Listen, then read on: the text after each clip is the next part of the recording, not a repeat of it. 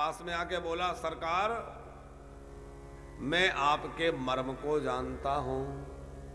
अच्छा, आप देखिए, गंगा जी के घाट पर रहने वाला एक अनपढ़ व्यक्ति कह रहा है मैं तुम्हारे मर्म को जानता हूं, और राठौर साहब राम जी के मर्म को भगवान शंकर नहीं जानते, राम जी के मर्म को ब्रह्मा जी नहीं जानते। अरे अयोध्यावासी तो राम जी के परिकर हैं, वो नहीं जानते, मर्म न जाना कोई। और लक्ष्मण जी हमेशा साथ रहते हैं, अगर लक्ष्मण हूं यह मर्म न जाना, जो कछु चरत रचा भगवाना। ना लक्ष्मण जी मर्म जानते, ना अयोध्या के लोग मर्म जानते, और केवट कह रहा है कि मैं तुम्हारे मर्म को जानता हूं। तो कौन सा मर्म केवट जानता है? केवट कह रहा है, प्रभु मैं तुम्हारा मर्म जानता हूं कि तुमको तैरना नहीं आता। राम जी ने कहा, तुझे कैसे पता तैरना नहीं आता? बोले, प्रभु यदि तैरना आता होता तो भक्तों के प्रेम में डूब ना जाया करते। आप भक्तों के प्रेम में डूब जाते हैं, इसका मतलब आपको तैरना नहीं आता। आप मेरे प्रेम को पार करके जा नहीं सकते। और सरकार आज आपको दूसरी नाव मिलने वाली नहीं है। आप कभी विचार करिए कि क्या उस घाट पर और नौकाएं नहीं थी? भाई केवटों की बस्ती थी तो तमाम केवट होंगे और तमाम नाव होंगी। तो निषाद राज माने केवटों के राजा राम जी के साथ में है, और वो केवट से कहते कि तुझे तेरी नौका का डर है कि कहीं नारी ना बन जाए, तो अपनी नौका संभाल, हम दूसरी नई नौका मिलवा लेते हैं। तमाम नौका आ जाते, क्यों नहीं आई? तो इस कथा को समझने के लिए एक दिन पहले की कथा में जाना पड़ेगा। अच्छा, केवट ने कहा ना राम जी से कि मैं तुम्हारे मर्म को जानता हूं, तो राम जी मुस्कुराए और बोले, भैया ये बताओ तुम्हारे गुरुजी कौन है? कैसे तुम मेरे मर्म को जान गए? तुम्हारे गुरु कौन है? तो लक्ष्मण जी की ओर इशारा करके बोला कि ये मेरे गुरुजी हैं। राम जी ने कहा, क्यों लक्ष्मण, वन में आए 2 ही दिन हुए हैं, चेला बनाना शुरू कर दिया? चेला भी बनाने लगे? लक्ष्मण जी बोले, नहीं नहीं सरकार, मैंने इसको कब चेला बनाया, ये तो झूठ बोलता है। केवट बोला, नहीं नहीं सरकार, मैं झूठ नहीं बोलता। पिछली रात्रि में राम जी पर्णकुटी में सो रहे थे और लक्ष्मण जी और निषाद राज के बीच में चर्चा हो रही थी। तो निषाद राज गोह को लक्ष्मण जी सुंदर उपदेश दे रहे थे, और उस उपदेश को मैं सुन रहा था। वहीं से मैंने लक्ष्मण जी को अपना गुरु बना लिया, और वहीं मैंने राम तत्व को सुना है।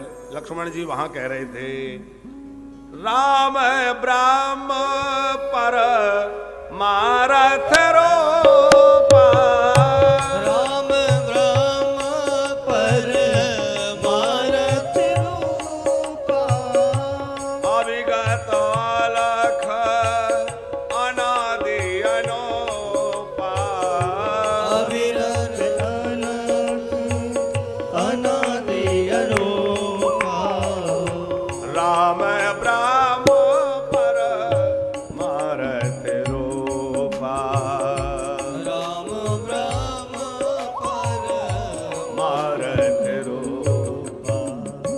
बोले राम परम ब्रह्म है, यह चर्चा लक्ष्मण जी निषाद राज से कर रहे थे, और मैं वहीं बैठा चौकी पर पहरा दे रहा था। मैंने लक्ष्मण जी से उपदेश सुना तो लक्ष्मण जी को अपना गुरुजी मान लिया। अच्छा अच्छा केवट भैया, ठीक है तुम मेरे मर्म को जानते हो, पर नाव तो ले आओ। पर दूसरी नौकाएं क्यों नहीं थी? क्या था कि राम जी आने वाले हैं, ये समाचार जब लोगों को मिला तो सभी अपनी अपनी नौका सजा रहे थे। तमाम नौकाएं सज के तैयार थी घाट के ऊपर। कोई सुंदर उसमें बंधन वार लगा रहा है, कोई सुंदर कपड़ा रेशमी बिछा रहा है। केवट की पुरानी सी नाव, इसके पास कोई साधन नहीं था, रो रहा था। पत्नी ने कहा, क्या हुआ? बोले, ठाकुर जी मेरी नाव में तो बैठेंगे नहीं, मुझे यह अवसर नहीं मिलेगा। पत्नी ने कहा कि आपके 2 वचन निषाद राज के पास हैं, आज उनको मांगने का समय है। बोले ठीक है। बड़े सवेरे ही केवट गया, निषाद राज को प्रणाम किया। निषाद राज ने पूछा, क्या बात है? बोले, महाराज मुझे आपसे कुछ मांगना है। याद करिए मेरे 2 वचन आपके पास धरोहर के रूप में हैं। एक बार क्या हुआ था कि निषाद राज कहीं जंगल में भूख प्यास से तड़प गए, रास्ता भटक गए, तो ये केवट ही उनको वहां जल पिलाकर स्वस्थ किया और रास्ता दिखा के लाया। तो उन्होंने कहा, मांग ले। बोले, समय आने पे मांगूंगा। केवट बोला आज मांगना है, मांगो। बोले एक वचन तो ये दीजिए कि कल राम जी गंगा पार करेंगे तो घाट पर मेरी नाव के अलावा कोई दूसरी नाव ना रहे, केवल मेरी ही नाव रहे। निषाद राज ने कहा बिल्कुल वचन दिया। दूसरा, बोले दूसरा वरदान ये दीजिए कि मैं राम जी से चाहे जैसी बातें करूं, मैं थोड़ा विनोद में अटपटी बातें भी करूंगा, आप नाराज मत होना, आप बस देखते रहना, कुछ बोलना मत। नहीं तो फटकार लगा देते कि भाई तू राम जी से हमारे मेहमान है, कैसे बोल रहा है। निषाद राज ने कहा मैं बीच में नहीं आऊंगा तुम प्रेमियों के, तू राम प्रेमी है, तुझे जैसे राम जी से बातचीत करना हो करते रहना। दोनों वचन ले लिए। इसीलिए इठलाकर खड़ा है, पता है दूसरी नाव आने वाली नहीं है, निषाद राज कुछ बोलने वाले नहीं है, अब तो राम जी को मेरी नाव में बैठना पड़ेगा। इसलिए कह रहा है कहा ही तुम्हारा मरम मैं तुम्हारे मर्म को जानता हूं कि तुम भक्त वत्सल हो, तुम शरणागत वत्सल हो, तुम भक्त के भाव को पार करके नहीं जा सकते। मैं तुम्हारे इस मर्म को जानता हूं। और कौन सा मर्म जानते हैं? तो सामान्य रूप से तो उसने इतना ही कहा कि छुअत सिला भाई नारी सुहाई, छुअत सिला भाई नारी सुहाई, छुअत सिला भाई नारी सुहाई, छुअत सिला भाई नारी सुहाई, पाहन तेना काठी कठिनाई, पाहन तेना काठी कठिनाई।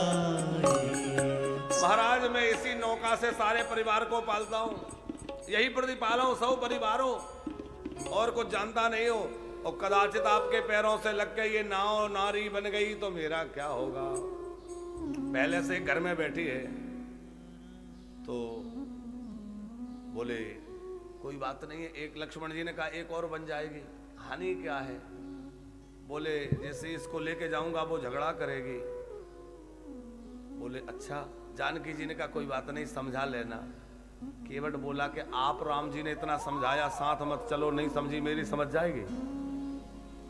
अच्छा भोले बाबा ने समझाया सती जी को, वहां वो नहीं समझी तो समझा ले कोई तो बड़ी बात है साहब। तो केवट ने कहा सरकार मुझे चरण धोने दिया जाए। केवट अकड़कड़ खड़ा है। बोला सरकार आप संकोच में ऐसे लग रहे हैं कि आपको लगता है मैं उतराई क्या दूंगा, तो चिंता मत करना, मैं आपसे कोई उतराई लेने वाला नहीं हूं, क्योंकि मुझे पता है आपके पास देने के लिए कुछ नहीं है। जो प्रभु पार अवश्य का चाह हो और मोई पद पदों में पखारण कहा हो, बस इतना कहिए कि मुझे चरण धोने के लिए कह दीजिए, मुझे और कोई उतराई नहीं चाहिए। और केवट सौगंध खाने लगा। पद कमल धोई चढ़ाई नाव, नाथ उतराई चाहो, मोहिरा मेरा और आनी दशरथ शपथ सब साची कहो। मैं दशरथ जी की सौगंध लेके कहता हूं उतराई नहीं लूंगा। लक्ष्मण जी को क्रोध आ गया कि ये तो पिताजी तक जाने लगा, बाण खींच लिया। और जैसे ही बाण खींचा तो केवट बोला हाँ हाँ सरकार चलाइए, बाण मार डालिए, इससे बढ़िया मृत्यु कहां मिलेगी। अरे मरते समय जिन प्रभु का नाम मुख पे आ जाए तो कल्याण हो जाता है। साक्षात राम जी मेरे सामने खड़े हैं, और जो गंगा जी का जल एक बूंद मिल जाए मरते समय तो कल्याण। तो एक और गंगा जी, एक और राम जी, और मारने वाला राम जी का भाई, इससे बढ़िया मृत्यु क्या होगी। और सुनो, तुमने मुझे मार डाला, मेरे पत्नी बच्चे रोएंगे, राम जी को दया आ जाएगी तो ठहरे रहेंगे, तो मेरा अंतिम संस्कार भोज भंडारा सब हो जाएगा, तब तक राम जी रहेंगे। तो इससे बढ़िया क्या होगा कि राम जी के द्वारा मेरा सब काम होगा, इससे और अच्छा क्या होगा, मार डालो। लक्ष्मण जी को लगा कि इसको मारने से तो ये चक्कर में और पड़ना पड़ेगा, बाण रख लिया। राम जी हंस पड़े कि सोनी के बट के बैन प्रेम लपेटे अटपटे, बिहसे करुणा एन चितय जान की लखन।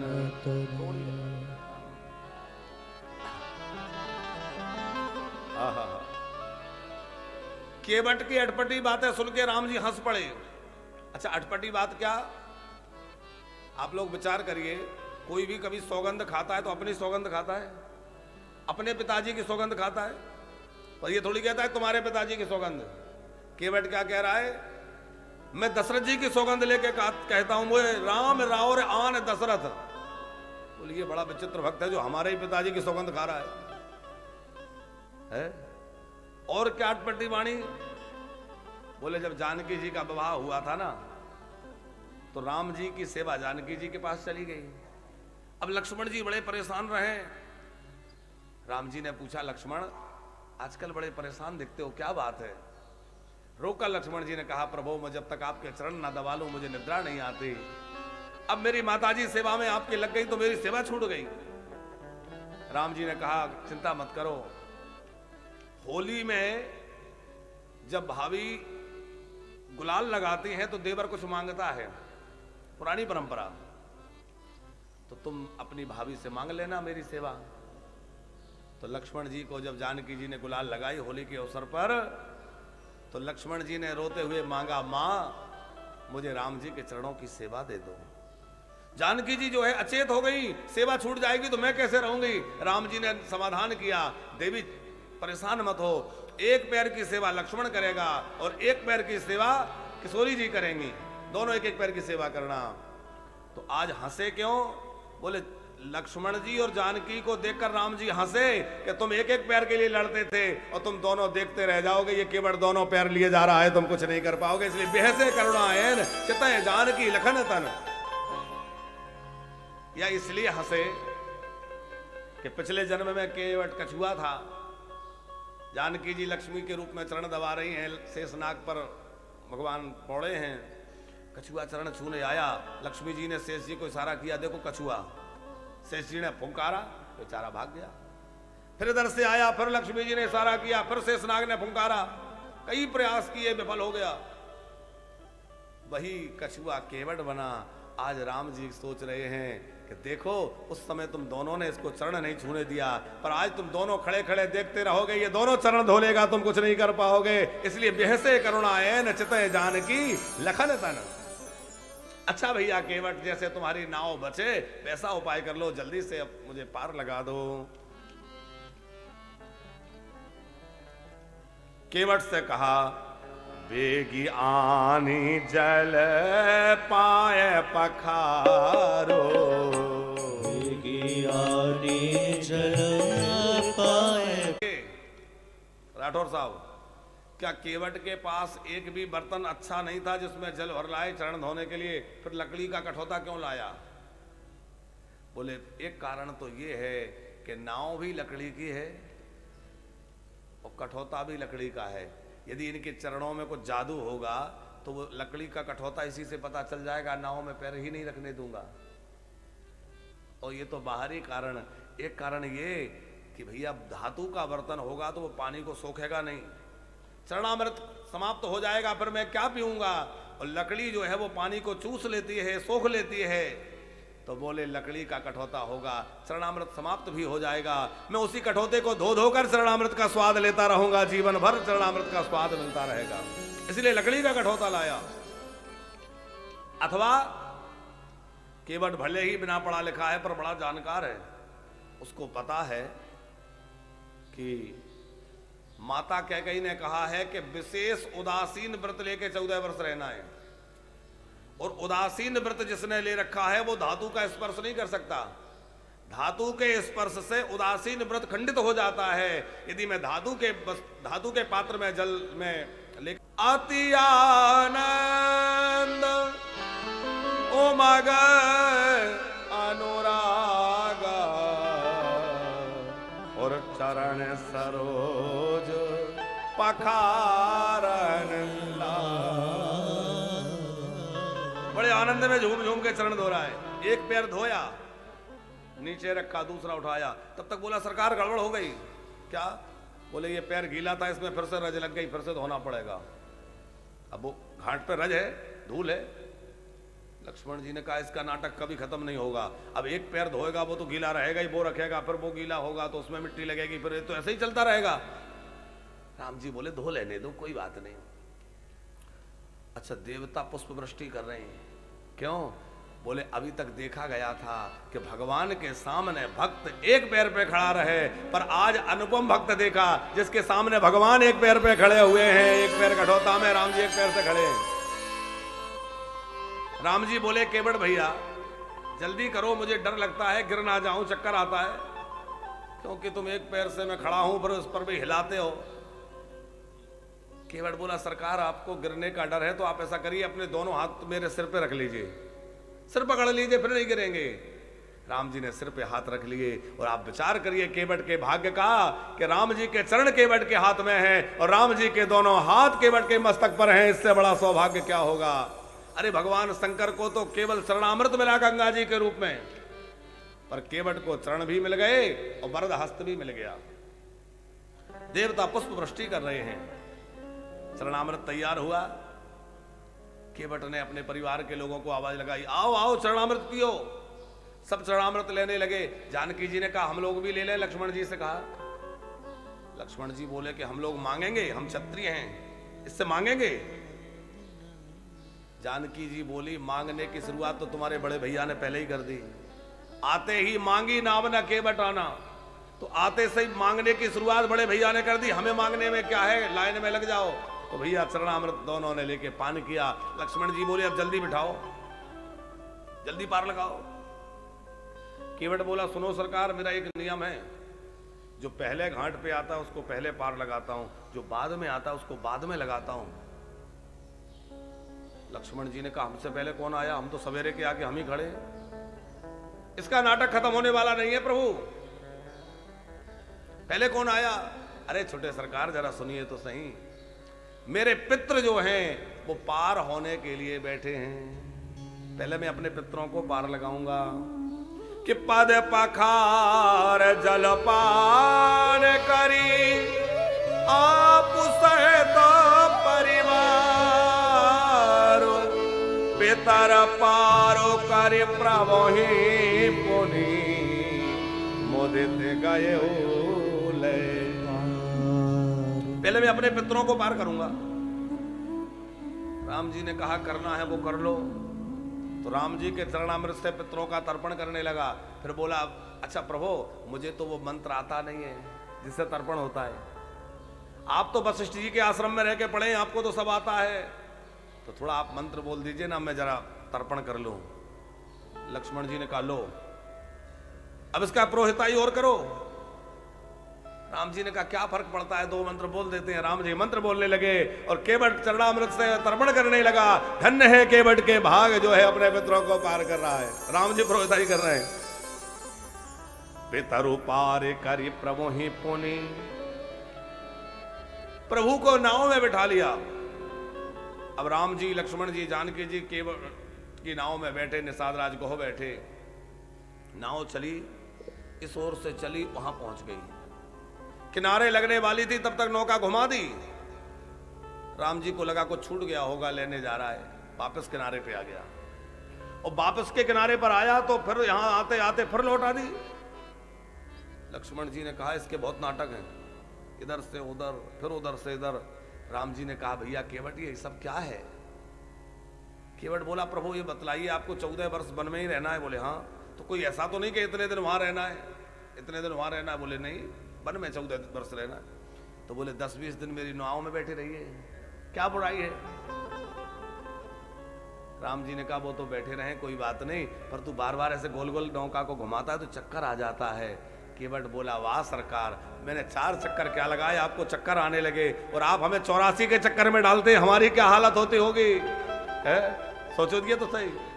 और बड़ा आनंद हो रहा है, केवट बड़े आनंद में विभोर होके और नौका को चला रहा है और गाता हुआ उमंग में जा रहा है कि मेरी नैया में, ओ मेरी नैया में लक्ष्मण राम, गंगा मैया धीरे बहो। मेरी नैया में लक्ष्मण राम, गंगा मैया धीरे बहो। ओ मेरी नैया में लक्ष्मण राम, गंगा मैया धीरे बहो। मेरी नैया में लक्ष्मण राम, मैया धीरे बहो।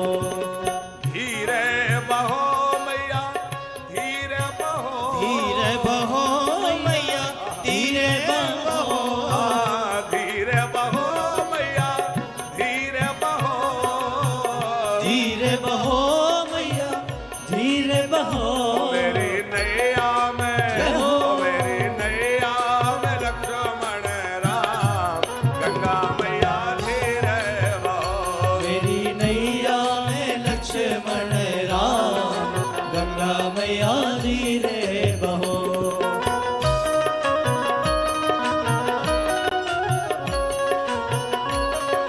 राम लला सरकार जय हो।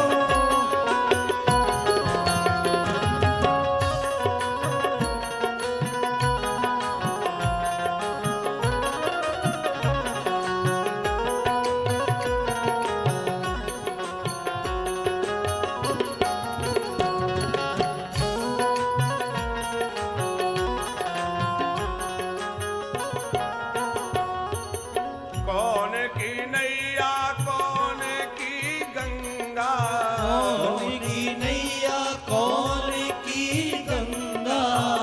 कौन की नैया कौन की गंगा, कौन की नैया कौन की गंगा। अरे कौन के लक्ष्मण राम, हाजी कौन के लक्ष्मण राम गंगा मैया धीरे बहो। मेरी नैया में लक्ष्मण राम गंगा मैया धीरे बहो।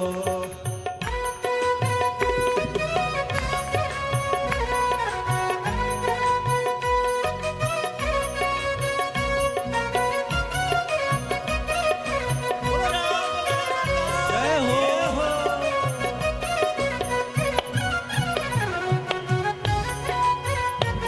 जय हो।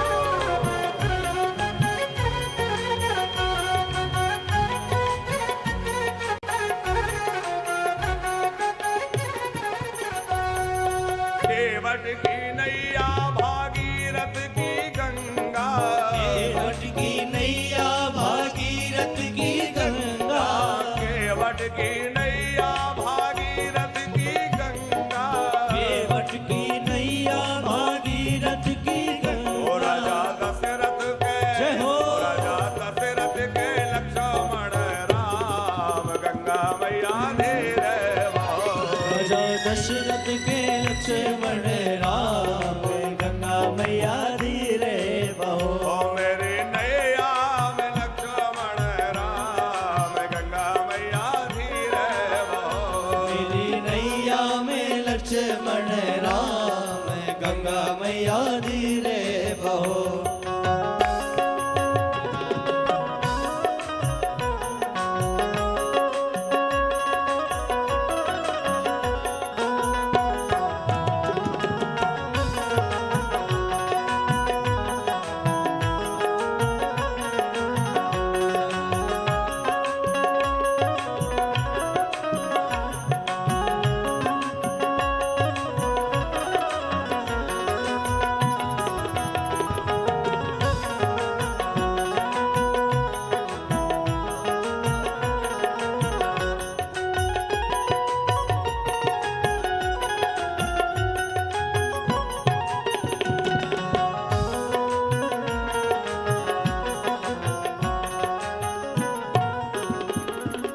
काहे आई नैया काहे आई गंगा, काहे आई नैया काहे आई गंगा।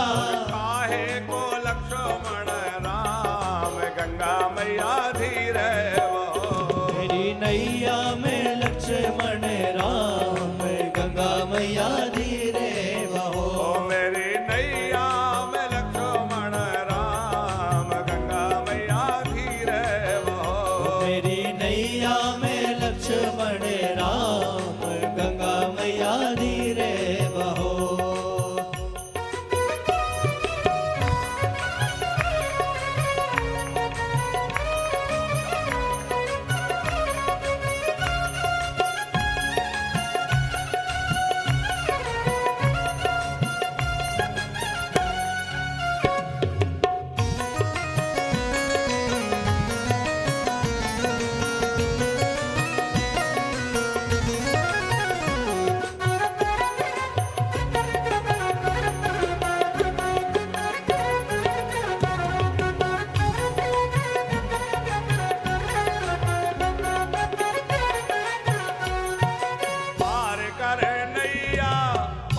हरे गंगा, पार करे नैया पाप हरे गंगा, पार करे नैया पाप हरे गंगा, पार करे नैया पाप हरे गंगा। अरे भगतन के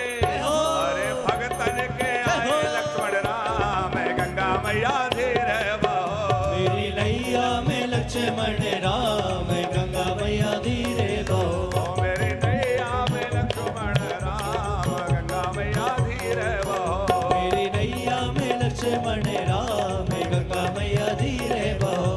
ओ गंगा मैया धीरे बहो, गंगा मैया धीरे बहो। बोलिए भक्त वत्सल भगवान की जय। आनंद से केवट राम जी को लेके चला, गंगा पार कर रहा है। और जैसे ही गंगा जी को पार किया, उतर ठाड़ भय सोर शरीरेता, सिय राम गोह लखन समेता, उतर ठाड़। उतर करके राम जी, लक्ष्मण जी, जानकी जी खड़े हुए। केवट साष्टांग दंडवत राम जी के चरणों में, केवट उतर दंडवत कीना। लक्ष्मण जी ने कहा बड़ा नाटकी है, उस तरफ तो बड़े अकड़ के खड़ा था और यहां कैसे पैरों में गिर रहा है। केवट बोला सरकार ये तो घाट घाट की महिमा है, किसी घाट पर अकड़ने से काम चलता है, किसी पर पकड़ने से काम चलता है। और मेरा उद्देश्य तो राम जी को रोक के रखना है, चाहे अकड़ से रोके चाहे पकड़ से रोके। ये थोड़ा ही है कि राम जी से अकड़ना है। केवट उतर दंडवत कीना, और प्रभु ही सको जो यही नहीं कछु दीना। प्रभु को संकोच हो रहा है, मैंने इसको कुछ दिया नहीं। राम जी के मन में संकोच है, कुछ देना था, पर उतराई क्या दूं, मेरे पास तो कुछ है नहीं। धन्य है किशोरी जी, पत्नी कैसी हो कि पिए ही की सिए जानन हारी, पिए ही की सिए जानन हारी, मन मुदरे तुरत उतारे, मन मुदरी का तुरत उतारे, पिए ही की सिय जान हारे, पिए ही की सिय जान। जानकी जी ने अपनी मुद्री उतारी। केवट बोला नहीं नहीं सरकार, मैं उतराई नहीं लूंगा। सरकार आज मुझे क्या नहीं मिल गया, नाथ आज मैं काह ना पावा, मुझे बहुत कुछ उतराई मिल गई। राम जी ने कहा हमने तो कुछ दिया ही नहीं, तुम्हें क्या मिल गया। बोले प्रभु जब मैंने सुना ना कि राम जी मेरे घाट पे आने वाले हैं, तो मैं सोच रहा था कि राम जी दानी हैं, इतना मांगूंगा कि जन्म जन्म की दरिद्रता समाप्त हो जाए। तो राम जी ने कहा आप मांग क्यों नहीं रहे हो, मांगो ले लो। बोले अब विचार बदल गया। क्यों? बोले इसलिए कि जब आप मेरे घाट पर आए तो आपने सबसे पहला काम किया मांगने का, मांगी नाव। तो मैंने सोचा कि सारी दुनिया जिन प्रभु से मांगती है वो मुझसे मांग रहे हैं, अब आपने मुझसे मांग के मुझे बड़ा बना दिया, तो दे के छोटा मत बनाइए, अब मुझे बड़ा बना रहने दीजिए प्रभु, अब मैं और कुछ नहीं। इसलिए मैं कह रहा हूं नाथ आज मैं काहे ना पावा, सारी दुनिया जिससे मांगती है वो मुझसे मांग रहा है, इससे बड़ा और क्या चाहिए। राम जी बोले नहीं नहीं वो तो ठीक है, पर कुछ तो ले लो। केवट बोला सरकार मैंने आपको पार लगाया ही नहीं। फिर हम पार कैसे लग गए? बोले अच्छा ये बतलाइए नाव किसकी थी? बोले तुम्हारी। बैठा कौन? राम जी ने कहा हम। केवट बोला प्रभु यही तो बात है, मेरी नाव थी, आप बैठ गए, आपके बैठने से मेरी नैया पार लग गई। मैंने आपको पार नहीं लगाया, आपके बैठने से मेरी नैया पार लग गई। प्रभु, मैं आपसे यदि उतराई ले भी लूंगा तो मेरी जाति बिरादरी के लोग मुझे अपने जाति से अलग कर देंगे। क्यों? बोले इसलिए कि एक ही जाति के लोग परस्पर व्यवहार करें तो पैसा नहीं लेते। हम लोग एक ही जाति के हैं। अब तो लक्ष्मण जी के क्रोध का ठिकाना नहीं रहा। देखो तो सही, इसको अब तो कह रहा है हमारी जाति के हो। अरे छोटे सरकार सुनिए तो सही। मैं गंगा तट का माझी हूं, तुम भव सागर के तट पर हो। मैं इस गंगा के तीर में हूं, तुम भव सरिता के तट पर हो। मजदूरी कहीं मजदूरों से मजदूरी लेते हैं भैया, और मल्लाह कहीं मल्लाहों से मल्लाही ले। नाई से ना नाई लेत, धोबी से ना धोबी लेत, देखे उतराई मेरी जात ना बिगाड़िए। ओ भगवान, अपने को ऋणी समझते हो तो ऋण तुम वही चुका देना। मैंने तुमको है पार किया, तुम मुझको पार लगा देना। नाथ आज मैं काहे न पावा, नाथ आज मैं काहे न पावा। मिटे दोष दुख दारिद दावा, मिटे दोष दुख दारिद दावा। नाथ आज मैं न पावा, नाथ आज मैं काहे न पावा। नाथ आज मैं, नाथ आज मैं, नाथ आज मैं काहे न पावा। सब कुछ मिल गया, क्या नहीं मिला? मिटे दोष। बोले मैंने आपके चरणों को धोया, तो आपके चरण कौन से हैं? बोले जिन चरणन से निकली सुरसरी। गंगा को प्रकट करने वाले चरणों को धोया तो मेरे दोष मिट गए, और मेरी अटपटी बातों को सुन के आप हंस पड़े तो मेरे दुख मिट गए। मिटे दोष दुख दारिद। बोले आप मेरे सामने मांगने लगे तो मेरा दारिद्र मिट गया, मेरा सब कुछ मिट गया। प्रभु अब मुझे कुछ नहीं चाहिए। जानकी जी ने कहा केवट भैया ले लो, कुछ तो ले लो। वो हंसने हंसाने वाला केवट रो पड़ा। ठाकुर साहब, केवट रोने लगा। जानकी जी ने कहा मैंने कुछ गलत कह दिया? बोले हाँ गलत कह दिया। क्या गलत कह दिया? बोले मुझसे पहले इन चरणों को किसी ने धोया है। किसने? महाराज जनक ने। जनक जी ने इन चरणों को धोया तो बदले में अपनी बेटी जानकी राम जी को दे दी। और मैं कैसा चरण धोने वाला, उसी जानकी की अंगूठी उतराई में ले लूं? मैं ऐसा नहीं कर सकता। अरे मुझे चरण धोकर जनक जी की समानता प्राप्त हो गई, अब मैं बेटी की अंगूठी कैसे ले सकता हूं? लक्ष्मण जी बोले ले लो ले लो, राम जी दे रहे हैं तो उतना क्यों नाटक कर रहे हो, ले लो।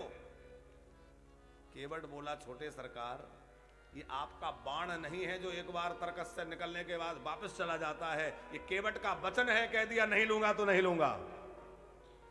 लक्ष्मण जी ने कहा सरकार इससे तो आप ही निपटिए, ये तो बहुत गड़बड़ है। राम जी बोले कोई बात नहीं, इसका प्रेम है। बहुत कीन प्रभु लखन सिए, नहीं कछु केवट ले, विधा कीन करुणा यतन, भगति विमल परो दे। अच्छा भगवान से कोई संपत्ति ले लेता है ना तो वो उस प्रेम तत्व से वंचित रह जाता है। पर भगवान से आप संपत्ति मत मांगिए, सुख सुविधा मत मांगिए, बस उनका प्रेम मांगिए। तो राम जी जो है अपनी भक्ति का वरदान दे देते हैं। केवट को अपनी विमल भक्ति का वरदान दिया है। केवट बोला, सरकार फिरती बार मोहि जो देवा, सो प्रसाद में सिर धरु लेवा। लौटते समय जो कुछ देंगे मैं सिरोधारी कर लूंगा। लक्ष्मण जी बोले, इसका मतलब लौट के यहीं से आना पड़ेगा, फिर इसी से मिलना पड़ेगा।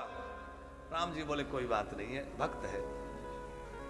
भगवान श्री राम ने केवट से विदा ली, पार्थिव शिवलिंग बना करके गंगा तट पर पूजा की, और जानकी जी ने गंगा जी से प्रार्थना की, हे गंगा मैया ऐसी कृपा करना कि मैं अपने देवर और पतिदेव के सहित लौटकर पुनः आपका दर्शन करूं।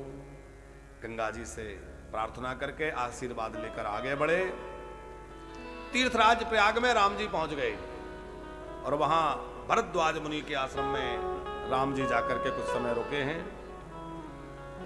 भरद्वाज जी से आगे जाने का रास्ता पूछा कि नाथ कहा हुआ हम के ही मग जाही। और राठौर साहब संकेत बहुत बढ़िया है, रास्ता किससे पूछना चाहिए। भरद्वाज जी 3 नदियों के तट पर बैठे हैं, माने 3 नदियों का जहां संगम हुआ है, गंगा यमुना सरस्वती। गंगा माने ज्ञान, यमुना माने भक्ति, सरस्वती माने सत्कर्म। तीनों के घाट पे भरद्वाज जी बैठे हैं। यदि एक के घाट पे बैठने वाले से आप पता पूछेंगे तो वो एक ही पक्ष की चर्चा करेगा। मानो ज्ञान पर, ज्ञान मार्ग का जो पथिक होगा वो ज्ञान की चर्चा करेगा, कर्म मार्ग का व्यक्ति कर्म की चर्चा करेगा, भक्ति मार्ग का व्यक्ति भक्ति की चर्चा करेगा। पर तीनों के घाट पर बैठा हुआ व्यक्ति साधक को समझ के उसके अनुसार बात करेगा कि इसका कल्याण किसमें है। भरद्वाज जी से मार्ग पूछा, नाथ कहाहु हम के ही मग जाही, हम कौन से रास्ते से जाएं। अच्छा, रास्ता दिखलाने के लिए राम जी के साथ में निषाद राज गोह हैं, फिर भी भरद्वाज जी से रास्ता पूछ रहे हैं, क्योंकि रास्ता किसी परमार्थी से पूछना चाहिए। भरद्वाज जी ने रास्ता दिखलाने के लिए क्या किया, अपने 4 शिष्यों को बुलाया। भरद्वाज जी ने आवाज लगाई, आओ राम जी को रास्ता दिखलाना है। तो जैसे ही राम जी ने आवाज लगाई, जैसे भरद्वाज जी ने आवाज लगाई, तो तमाम लोग आ गए। तो सब कह रहे हैं हमने रास्ता देखा है, हम ले जाएंगे, हमने रास्ता देखा है, हम ले जाएंगे। अच्छा, आप लोग जरा विचार करिए कि चलने वाले कितने लोग हैं? केवल 4, राम जी, लक्ष्मण जी, जानकी जी और केवट निषाद राज, 4 ही लोग हैं। रास्ता बतलाने कितने लोग आ गए? 50। सुनी मन मुदित 50 आए, लिखा है वहां। ये तो त्रेता की बात है कि चलने वाले 4 और रास्ता दिखलाने वाले 50। और अब तो कलयुग में हालत ये है, चलने वाला कोई नहीं और रास्ता दिखलाने वाले ढेरों लोग हैं। ऐसा कर लो, ऐसा कर लो, ऐसा कर लो, करना किसी को नहीं है। सुनने वाला कोई नहीं, सुनाने वाले बहुत हैं। राठौर साहब, एक व्यक्ति आगे आगे भागता जा रहा था, पीछे पीछे दूसरा भाग रहा था। चौराहे पे पहुंचा, पुलिस वाले ने पकड़ लिया, निश्चित चोरी करके कुछ छीन झपट के भागा होगा, पकड़ लिया। क्यों भाग रहे हो? जब तक पीछे का लोग व्यक्ति भागता हुआ आ गया, क्या छीन के भागा ये? बोले नहीं नहीं, ये कुछ छीन के नहीं भागा, कोई चोर नहीं है। तो बोले हम दोनों कवि हैं। तो बोले हमारे बीच में बात हुई थी कि पहले तू कविता सुनाना, मैं सुनूंगा, फिर मैं सुनाऊंगा, तू सुनना। मैंने इसकी पूरी कविता सुनी और मेरे सुनाने का समय आया तो ये भाग रहा है, सुन नहीं रहा है, इसलिए पीछे भाग रहा हूं कि मेरी भी तो सुनता जा। मतलब सुनने वाला कोई नहीं, सुनाने वाले बहुत हैं। हालत यह है कलयुग में। लेकिन मुनि भरद्वाज ने क्या किया? तमाम लोग कह रहे हैं सकल कहां मग दीख हमारा, हमने रास्ता देखा है, हम रास्ता दिखलाएंगे। अच्छा, जो भी आज रास्ता दिखाने वाले लोग हैं ना, सब कह रहे हैं हम जिस रास्ते की चर्चा कर रहे हैं ये सबसे बढ़िया है। कोई कह रहा है मूर्तियों को हटाओ, गुरुजी की फोटो रख लो। कोई कह रहा है हमने नई गीता जी लिखी है, इसको पढ़ लो। कोई कह रहा है हमने ऐसा कर लिया, इसको सुन लो। लेकिन भैया मार्ग कौन सा अच्छा है? बोले वेद का मार्ग ही हमारे लिए अनुकरणीय है। वेद जो कहते हैं हम वो करें, किसी की बातों में ना आए। इसीलिए भरद्वाज जी ने क्या किया कि मुनि बाटु 4 संगता वो दीने, मुनि बाट 4 संगता वो दीने।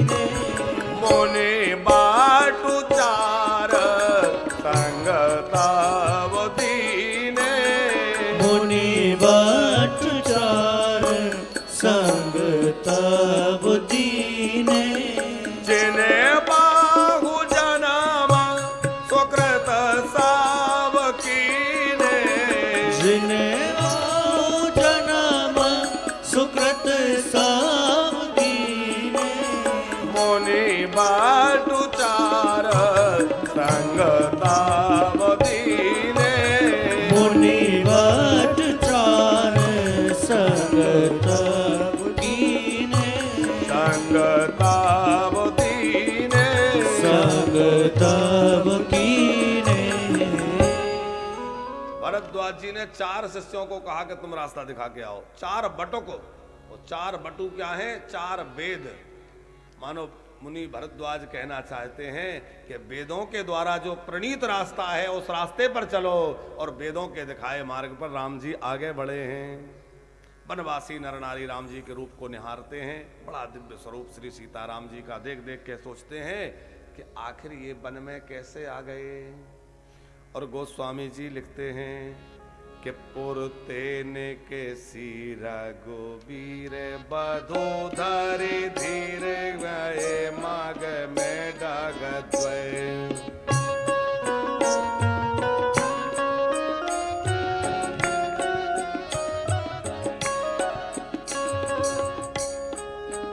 जल की भार भाल कनी जल की पुट सूख गए आदरा द्वार वै। फिर बूझी है चलनो कहते कहे और पर्ण कोटि कर हो के तेले।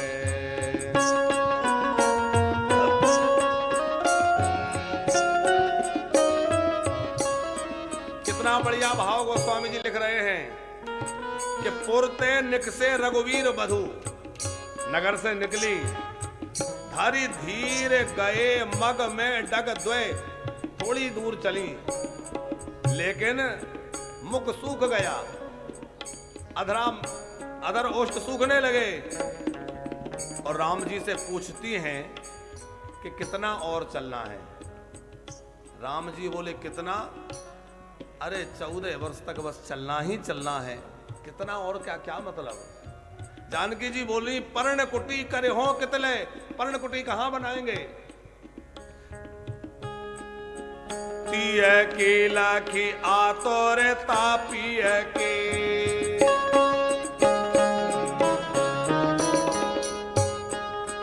तीय की लाखी आतोर तापिय की। अखियां अति चारों चली जल च्वय। पुरसेन के सी रघुवीर बधु धरि धीर गए माग में दग द्वय। सेन के सी रघुवीर बधु धरि धीर दाए माग में डाग द्वय। राम जी भी सोच में पड़ गए। जानकी का मुख सूख गया। लक्ष्मण जी कमंडल लेकर जल लेने गए। जानकी जी कहती है प्रभु रुक जाइए, नाथ लखन है लड़का, छोटा बच्चा है, रास्ता भटक जाएगा। राम जी को रोक के रखते हैं क्योंकि वो हैं माया। हमने एक दिन निवेदन किया था, लक्ष्मण जी जीव हैं, राम जी ब्रह्म हैं, और जानकी जी वो कृपा मूर्ति हैं, वो कृपा शक्ति हैं जो जीव के लिए ब्रह्म को भी रोक लें कि आप ठहरे रहिए, कहीं जीव भटक ना जाए, इसको लेके चलिए। इसलिए जो है जानकी जी लेके चलती हैं। आगे बढ़े हैं और आगे बढ़ते बढ़ते वाल्मीकि ऋषि के आश्रम पर पहुंचे। उनसे पूछा कि हम कहां रहें। देखो 3 महात्मा मिले राम जी को मूल रूप से, भरद्वाज जी, वाल्मीकि जी, अगस्त्य जी। भरद्वाज जी से पूछा कि हम किस रास्ते से जाएं। वाल्मीकि ऋषि से पूछा कि हम कहां रहें। अगस्त्य जी से पूछा कि असुरों को कैसे मारें। वाल्मीकि ऋषि से पूछा कि कहां रहें, तो वो मुस्कुराए कि पहले तो ये बताओ तुम कहां नहीं हो, जहां हम कह दें कि वहां रहो। अरे सर्वत्र तो आप हैं, पर प्रभु आपने पूछा है तो प्रभु जो हमेशा तीर्थों में भ्रमण करते हैं उनके हृदय में निवास करो। जो हमेशा आपकी कथा चरित्र सुनते हैं उनके हृदय में निवास करो। जो ब्राह्मणों को भोजन कराते हैं, श्राद्ध करते हैं, उनके हृदय में निवास करो। बहुत सुंदर स्थान बतलाए हैं वाल्मीकि ऋषि ने। तर्पण होम करें विधि नाना, विप्र जवाएं दें बहुदाना। उनके हृदय में आप निवास करें। तुम ही निवेदित भोजन करही, प्रभु प्रसाद पट भूषण धरही। जो हर वस्तु आपको पहले निवेदित करे फिर ग्रहण करे। आप नया कपड़ा लाएं, कोई नई वस्तु लाएं, आभूषण लाएं, तो ऐसे ही नहीं पहन लें, पहले ठाकुर जी को अर्पित करें, उनका प्रसाद बनाकर। कुछ खाना भी है, मनाही नहीं है, खूब रसगुल्ला खाइए, खूब मनपसंद चीजें खाइए, लेकिन सात्विकता से पहले भगवान को भोग लगाइए और भगवान का प्रसाद बना के पाइए, कोई दोष नहीं लगेगा। कर नित करे राम पद पूजा, राम भरोसे हृदय नहीं दूजा। जो हमेशा ठाकुर जी की सेवा में लगे रहते हैं, हे प्रभु उनके हृदय में निवास करिए। और क्या कहा, जननी जसम जाना है पर नारे, जननी सम जाना है पर नारी। धनो पराब बिसते बिसभारे, धन पराब बिसते बिसभारे। जो दूसरी नारी को अपनी मां के समान देखे, ऐसे पुरुषों के हृदय में निवास करिए। जो स्त्रियां पुरुषों को अपने पति के अतिरिक्त किसी को पुरुष न मानते हुए केवल पुरुष का ही चिंतन करे, ऐसी स्त्रियों के हृदय में रहिए। जो दूसरे की संपत्ति देख के प्रसन्न हो और दूसरे की विपत्ति देख के दुखी हो, ऐसे लोगों के हृदय में रहिए। जे हर सही पर संपत्ति देखे, जे हर सही पर संपत्ति देखी। दुखित होई पर विपत्ति विशेष, दुखित होए पर विपत्ति विशेष। विपत्ति दुखित होए पर विपत्ति विशेष, दुखित होए पर विपत्ति विशेष। करहि सत प्रिय वचन विचारे, करहि सत प्रिय वचन विचारे। जागत सोवत शरण तुम्हारी, जागत सोवत शरण तुम्हारी।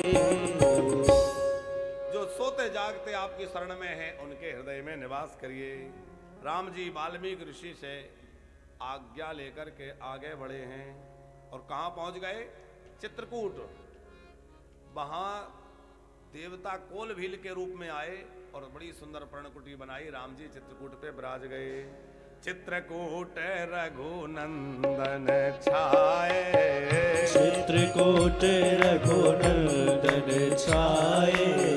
समाचार सुनी सुनी मुनि आए, समाचार सुने मुनि मुनि आए।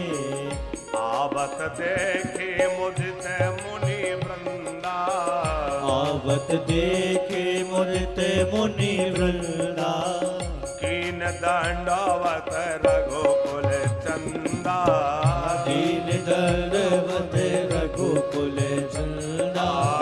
कीन दंडवत रघुकुल चंदा, दीन दंडवत रघुकुल चंदा। ऋषि मुनि आने लगे। राम जी सबको दंडवत प्रणाम करते हैं, सत्संग करते हैं और अपनी अयोध्या को देख करके, उत्तर दिशा में अयोध्या को देखकर राम जी अपने माता पिता भरत जी आदि को याद करते हैं। अब गोस्वामी जी कहते हैं, वो चरित्र सुनाऊं जो बीच में छोड़ दिया।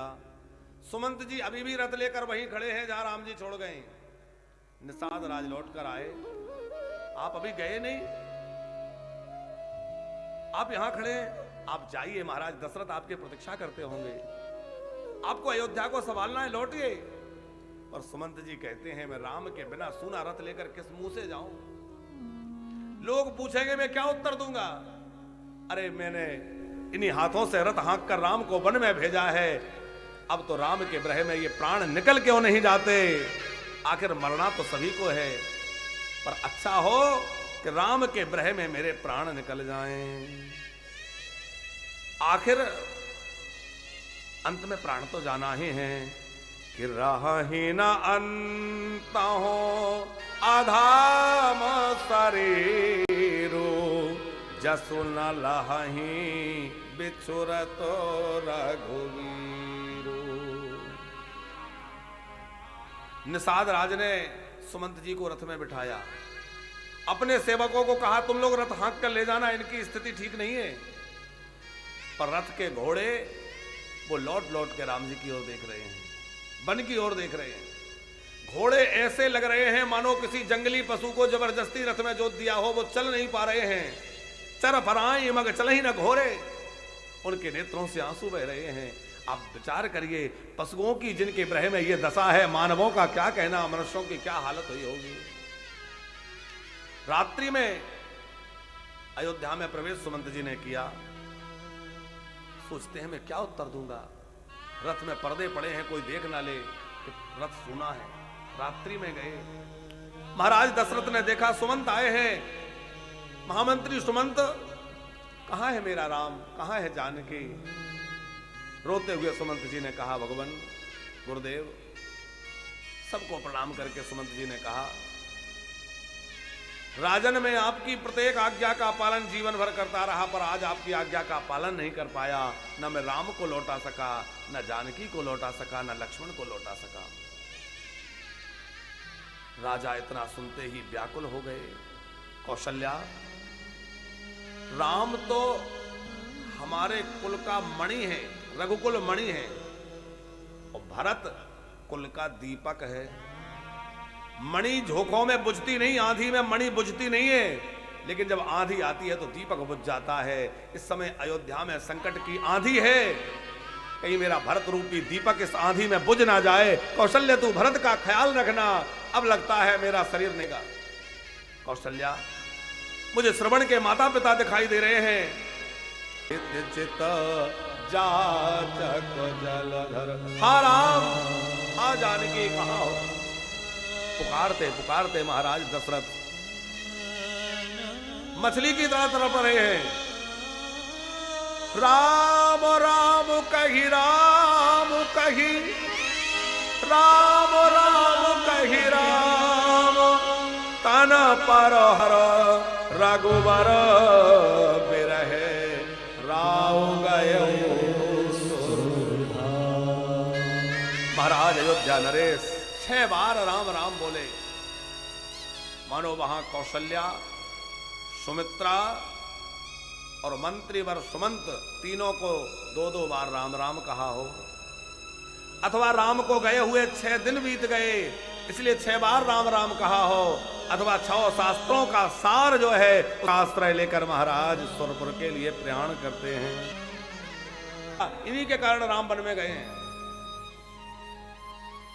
सबसे पहले भरत जी अपनी मां कैकेयी के महल में गए, सोचा राम जी वहीं मिलेंगे, सब लोग मिलेंगे। कैकेयी आरती सजाकर खड़ी है। आरती उतारते हुए कहा, बेटा तात बात में सकल सवारी। भाई मंत्रा सहाय, बिचारी मंत्रा ने बहुत सहायता की, सारी बात मैंने बना ली थी, तो थोड़ी सी काम विधाता ने बिगाड़ दिया।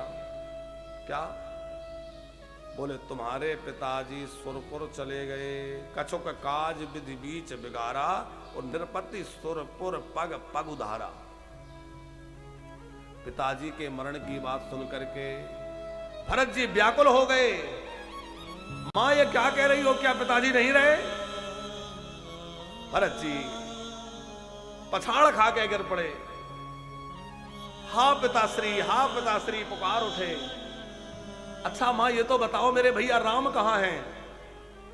और जैसे राम जी के वनवास की बात कैकेयी ने कही तो पिता के मरण का दुख भरत जी भूल गए। अब तो अपने भैया भरत राम के ब्रह में रो पड़े और बोले, अरे पापिन, आखिर तूने मुझे जन्म ही क्यों दिया? जिसके कारण राम को वनवास हुआ, तूने ऐसे कुल कलंकी को जन्म क्यों दिया? हंस बंस दशरथ जनक राम लखन से भाई, और जननी तू जननी भई विधिसन कछु न बसाई। अच्छा, जननी तू जननी भई का एक अर्थ तो यह है कि तेरे जैसी मां मिली, तो एक अर्थ और महात्मा लोग कहते हैं, बोले बिल्कुल अपनी माँ जैसी हुई। इनकी माँ ने भी हट करके इनके पति की प्राण ले लिए थे। आपने कथा सुनी होगी, कैकेयी के पिताजी जो हैं उनको एक महात्मा ने वो किसी भी पशु पक्षी की भाषा को, उसकी आवाज को सुन और समझ सकते थे। एक बार किसी चींटी की बातें सुन करके हंस पड़े भोजन करते करते। अच्छा, महात्मा जी ने कहा था कि तुम सुन तो लोगे, समझ भी लोगे, पर किसी को बतलाना नहीं है, क्योंकि जिस दिन तुम बताओगे तुम्हारी मृत्यु हो जाएगी। बताना नहीं है। किसी चींटा चींटी की बातें सुन करके महाराज भोजन करते करते हंसी आ गई कैकेयी के पिताजी को। इनकी मां ने पूछा क्यों हंसे? बोले नहीं कोई बात नहीं, बताना पड़ेगा। हट करने लगी तो उन्होंने कहा, देवी यदि मैं बताऊंगा तो मेरे प्राण चले जाएंगे। बोले तुम्हारे प्राण जाएं तो चले जाएं, पर मुझे जानना है कि तुम हंसे क्यों। आखिर वो पूछ के मानी और बता करके वो महाराज के प्राण चले गए। कैकेयी की मां ने भी पति के प्राण हरे। लगता है तू भी अपने पति के प्राण हरने वाली, वैसी ही जननी तू जननी भई, वैसी ही तू भी बन गई और तूने भी अपने पति के प्राण हर लिए। शत्रुघ्न जी ने मंथरा की कुबड़ में लात मारी, पर भरत दया निधि लीन छणाई। भरत जी दया निधि है। उन्होंने कहा इस बेचारी का क्या दोष, दोष तो मेरे भाग्य का है। पिताजी की सब उत्तर क्रिया की, जैसे जैसे वशिष्ठ जी ने बतलाया। सरयू के तट पर सुंदर चिता बनाई और सुंदर सब क्रिया हुई। जैसे जैसे जो जो क्रिया शास्त्रों में कही गई है वो अनेक अनेक प्रकार से भरत जी ने की। यही विधि दाह क्रिया सब कीनी, विधिवत न्याय तिलांजलि दीनी। पितु हित भरत कीन जस करनी, सो मुख लाख जाए नहीं बरो। सब क्रिया संपन्न हो गई। कुछ दिनों के बाद सभा लगी, क्या किया जाए। गुरुजी ने कहा देखो अब जो होना था सो हो गया, पर कैकेयी का वरदान यही था और यही महाराज दशरथ ने कहा कि राजगद्दी पर भरत बैठ जाएं। सुनहो भरत भावी प्रबल, बिलख कहु मुनिनाथ। हान लाभ जीवन मरण, जस अपजस विधि हाथ। वशिष्ठ जी ने समझाया तुम्हारे पिता सोचनीय नहीं है, उनके लिए सोच मत करो, सोच त्याग दो। और सोचनीय कौन है? श्री वशिष्ठ जी कह रहे हैं, सोचें विप्र जो वेद न जाना। जो ब्राह्मण वेद नहीं जानता वो सोचनीय है, जो अपने धर्म पर नहीं चलता वो ब्राह्मण विचारणीय है। सोचई नृपति जो नीति न जाना, जो राजा नीति नहीं जानता वो सोचनीय है। जो वैश्य धनवान होकर भी कृपणता करता है सोचनीय है। जो अतिथि का सत्कार नहीं करता वो सोचनीय है। जो चतुर्थ वर्ण ब्राह्मणों की सेवा नहीं करता, आज्ञा का पालन नहीं करता, वह सोचनीय है। सोचई पुनि पचि बंचक नारी, कुटिल कलह प्रिय इच्छाचारी। जो नारी पति को ठगती है वह सोचनीय है। जो कलह प्रिय है, झगड़ा करने वाली है, वह सोचनीय है। पर तुम्हारे पिता सोचनीय नहीं है, क्योंकि उन्होंने तो जीते जी भी सब कुछ प्राप्त कर लिया और मरे भी तो प्राण गए राम के ब्रह में। भरत अब तुम राजगद्दी स्वीकार करो। और भरतलाल जी ने क्या कहा, गुरुदेव मैं जिस दिन राजगद्दी पर बैठूंगा ये पृथ्वी रसातल में चली जाएगी। रसा रसातल जाए तब ही। गुरुजी ने कहा भरत, रावण जैसों के राज्य करने से पृथ्वी रसातल में नहीं गई। हिरण्यकश्यपु जैसे दुष्टों के सिंहासन पे बैठने से, राजगद्दी पे बैठने से पृथ्वी रसातल में नहीं गई। और तुम्हारे जैसा राम प्रेमी राजगद्दी पे बैठ जाए पृथ्वी रसातल में चली जाएगी। क्यों? राठौर साहब, भरत जी ने कहा इसलिए कि पृथ्वी सोचेगी कि जो काम रावण और हिरण्यकश्यपु का है वो राम का भाई करने लगा, तो किसका सहारा रहेगा? अरे पृथ्वी जो है वो यही तो सोचती है कि कम से कम जो संत हैं, वैष्णव हैं, भले लोग हैं, वो तो अच्छा करेंगे, पर वह भी अनीति और अधर्म करने लगे तो पृथ्वी किसके सहारे रहेगी? फिर तो वो रसातल में चली ही जाएगी। राक्षसों का काम राम का भाई करने लगे तो पृथ्वी किसके भरोसे रहेगी? अब तो एक ही इच्छा है, देखे बिन रघुनाथ के जिए की जरण न जाए, किसी प्रकार राम जी का एक बार दर्शन हो जाए। देखो अभी तक की कथा तो हम लोग थोड़ा आराम आराम से सुनी, अब समय पूरा हो रहा है, तो ऐसे समझ लीजिए आप लोग, जैसे आपको पूरी दिल्ली देखना है तो आप कार से घूमें तो बहुत समय लगेगा, ट्रैफिक भी है, कहीं खड़े हैं, घूम रहे हैं, टहल रहे हैं, और समय कम हो, पूरी दिल्ली देखना है तो बोले हेलीकॉप्टर में बैठ जाओ, हेलीकॉप्टर में बैठ के और पूरी दिल्ली एक बार में जरा में देख लो, हैं? तो अभी तक की यात्रा तो हम लोग वैसी कर रहे थे, अब वो हेलीकॉप्टर वाली यात्रा करें थोड़ी सी, तो उससे जल्दी जल्दी सारे प्रसंगों को देखते हुए, प्रणाम करते हुए और सीधे राजगद्दी की ओर है। भरत जी ने कहा चित्रकूट चला जाए, सब लोग तैयार हो गए, ये बिल्कुल ठीक बात है।